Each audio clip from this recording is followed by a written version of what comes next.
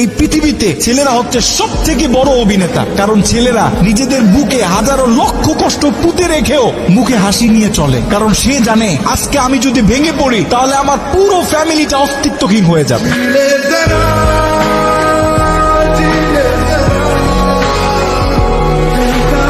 এই পৃথিবীতে ছেলেরা হচ্ছে সব থেকে বড় অভিনেতা, কারণ ছেলেরা নিজেদের বুকে হাজারো লক্ষ কষ্ট পুঁতে রেখেও মুখে হাসি নিয়ে চলে, কারণ সে জানে আজকে আমি যদি ভেঙে পড়ি তাহলে আমার পুরো ফ্যামিলিটা অস্তিত্বহীন হয়ে যাবে।